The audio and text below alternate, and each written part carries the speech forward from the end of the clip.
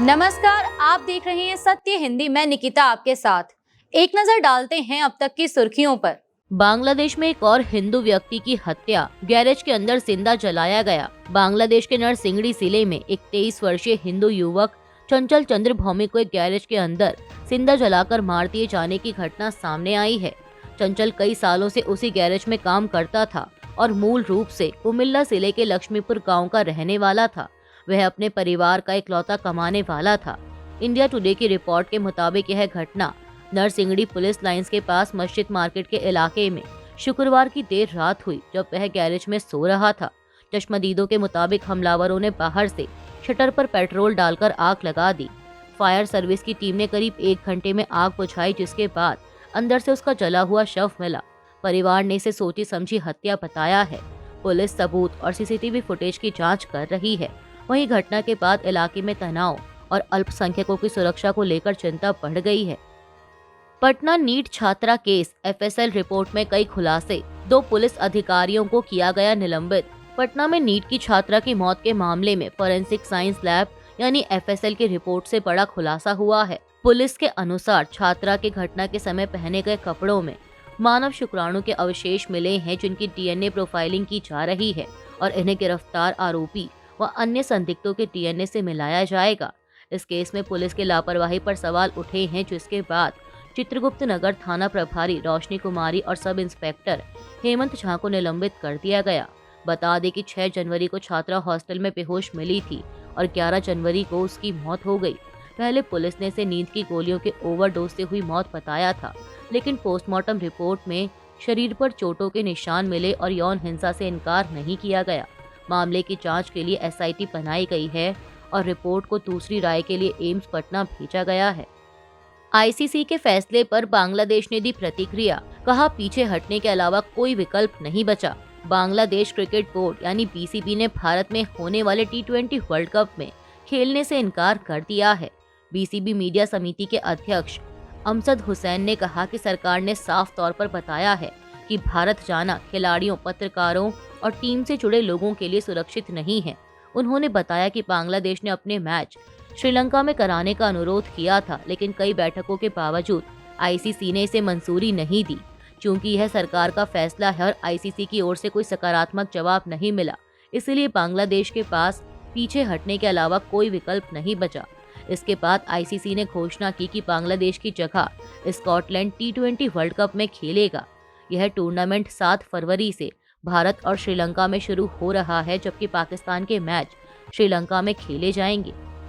ICC Mohsin Naqvi के बांग्लादेश पर रुख से नाराज, पाकिस्तान को प्रतिबंधों और एशिया कप से बैन की धमकी। रिपोर्ट, बांग्लादेश के टी20 वर्ल्ड कप मैच भारत से बाहर कराने की मांग पर पाकिस्तान ने उसका समर्थन किया था, लेकिन आईसीसी ने बांग्लादेश को टूर्नामेंट से बाहर कर दिया। इसके बाद पाकिस्तान क्रिकेट बोर्ड के चेयरमैन मोहसिन नकवी ने कहा कि पाकिस्तान की भागीदारी पर अंतिम फैसला सरकार लेगी। अब नकवी के बयानों से आईसीसी नाराज बताया जा रहा है।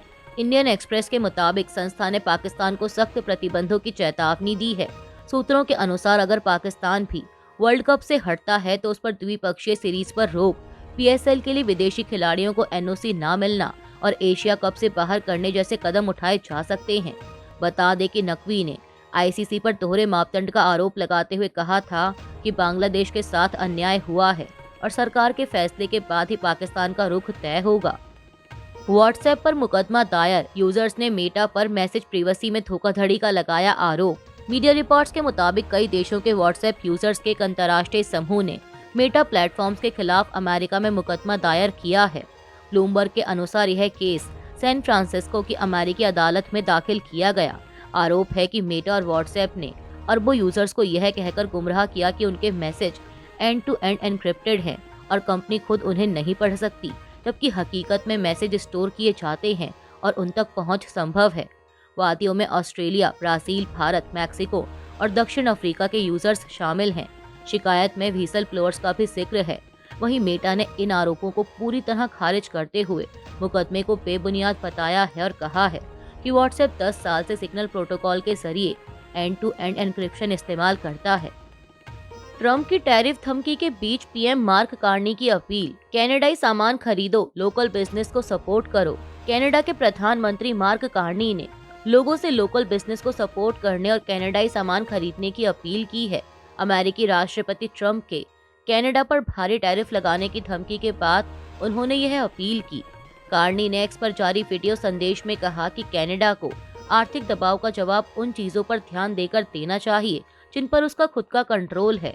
उन्होंने आगे कहा कि हम खुद अपने सबसे अच्छे ग्राहक बन सकते हैं। हम कनाडाई सामान खरीदेंगे, हम कनाडा में ही बनाएंगे, साथ मिलकर हम और मजबूत बनेंगे। इंडियन एक्सप्रेस की एक रिपोर्ट के मुताबिक कनाडाई अधिकारियों ने कहा है कि फिलहाल चीन के साथ कोई ट्रेड डील नहीं हो रही, लेकिन टैरिफ की धमकी को गंभीर बताया। चीन से डील करने को लेकर ट्रंप की कनाडा को धमकी, सभी कनाडाई सामानों पर लगाया जाएगा 100% टैरिफ। अमेरिका के राष्ट्रपति डोनाल्ड ट्रंप ने कनाडा को चेतावनी दी है कि अगर उसने चीन के साथ कोई ट्रेड डील की तो अमेरिका में आने वाले सभी कनाडाई सामानों पर 100% टैरिफ लगाया जाएगा। ट्रंप ने ट्रुथ सोशल पर मार्क कार्नी को गवर्नर कहकर आरोप लगाया कि अगर मार्क कार्नी को लगता है कि वह कनाडा को चीन के सामान उतारने की जगह बना देंगे ताकि चीन अमेरिका में सामान और प्रोडक्ट भेज सके, तो वह बहुत बड़ी गलती कर रहे हैं। ट्रंप ने ये भी लिखा कि चीन कनाडा को तबाह कर देगा। बता दें कि हाल ही में कार्नी ने चीन के राष्ट्रपति शी जिनपिंग से मुलाकात की थी और दोनों देशों के बीच एक ट्रेड डील की घोषणा की गई थी। हालांकि यह साफ नहीं है कि वह डील लागू हुई है या नहीं।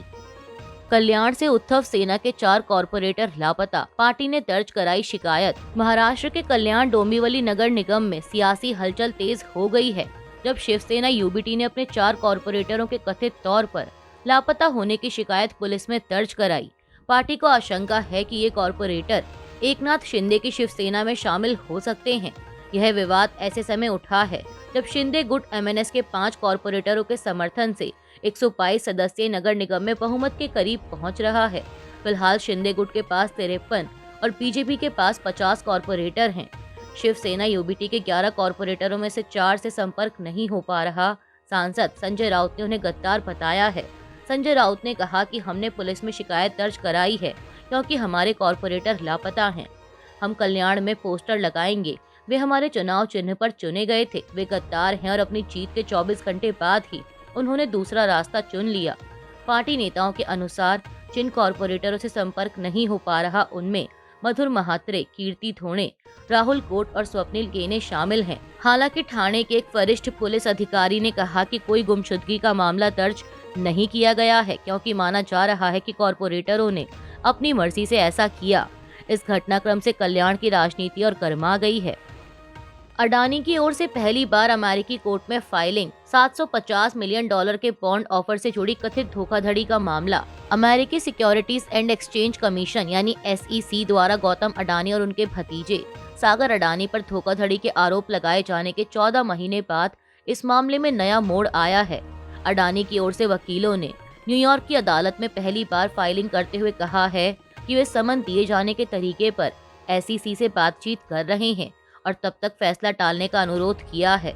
इससे पहले भारत के कानून मंत्रालय ने 2 बार हेग कन्वेंशन के तहत समन देने से इनकार किया था। SEC ने इसे निराधार बताते हुए अदालत से सीधे ईमेल और अमेरिकी वकीलों के जरिए समन भेजने की अनुमति मांगी है। SEC ने नवंबर 2024 में अडानी पर $750 मिलियन के बॉन्ड ऑफर से जुड़ी कथित धोखाधड़ी का केस दर्ज किया था, जिसे अडानी ग्रुप ने खारिज किया है। इस खबर के बाद अडानी ग्रुप के शेयरों में गिरावट भी देखी गई। बंगाल SIR लॉजिकल विसंगतियों वाली वोटर लिस्ट जारी। चुनाव आयोग ने वेबसाइट पर अपलोड की 1.25 करोड़ संदिग्ध वोटरों की लिस्ट। चुनाव आयोग ने सुप्रीम कोर्ट के आदेश के बाद पश्चिम बंगाल में SIR के तहत लॉजिकल विसंगतियों वाली लिस्ट में शामिल वोटरों के नाम अपनी वेबसाइट पर अपलोड कर दिए हैं। एक अधिकारी के मुताबिक अब जिला चुनाव अधिकारी इस लिस्ट को डाउनलोड कर पंचायत भवनों, ब्लॉक कार्यालयों और वार्ड दफ्तरों में सार्वजनिक रूप से प्रदर्शित करेंगे। बता दें कि सुप्रीम कोर्ट ने 19 जनवरी को निर्देश दिया था कि यह सूची जल्द ही प्रकाशित की जाए और बताया था कि राज्य में करीब 1.25 करोड़ वोटर लॉजिकल विसंगतियों वाली लिस्ट में शामिल हैं। इन विसंगतियों में माता पिता के नाम का मेल न होना या वोटर और माता पिता की उम्र में 15 साल से कम या 50 साल से ज्यादा का अंतर शामिल है। मिनियापोलिस में इमिग्रेशन एजेंट्स की गोली से नर्स की मौत। शहर में बड़े पैमाने पर प्रदर्शन शुरू। अमेरिका के मिनेसोटा राज्य के मिनियापोलिस शहर में फेडरल इमिग्रेशन अधिकारियों की गोलीबारी में 37 साल के एलेक्स प्रेटी की मौत हो गई, जिसके बाद शहर में बड़े पैमाने पर प्रदर्शन शुरू हो गए हैं। मिनेसोटा के सीनेटरों के मुताबिक प्रेटी मिनियापोलिस के रहने वाले थे और पेशे से नर्स थे और अमेरिकी नागरिक थे। यह घटना ऐसे समय हुई है जब 3 हफ्ते से भी कम समय पहले ही इसी शहर में एक अन्य अमेरिकी नागरिक ट्रेनी गुड की भी इमिग्रेशन एजेंट की गोली से मौत हो चुकी है। होमलैंड सिक्योरिटीज की सचिव क्रिस्टी नोएम ने कहा कि एजेंटों ने आत्मरक्षा में गोली चलाई क्योंकि प्रेटी ने कथित तौर पर हिंसक प्रतिक्रिया दी थी। इस बीच राष्ट्रपति ट्रंप ने मेयर और गवर्नर टिम वॉल्स पर विद्रोह भड़काने का आरोप लगाया है, जबकि गवर्नर ने संघीय एजेंटों से राज्य छोड़ने को कहा है। अभी के लिए इतना ही। बाकी की देश दुनिया की बड़ी खबरों के लिए जुड़े रहिए सत्य हिंदी के साथ। Copyright disclaimer under Section 107 of the Copyright Act 1976. Allowance is made for fair use for purposes such as criticism, comment, news reporting, scholarship, and research.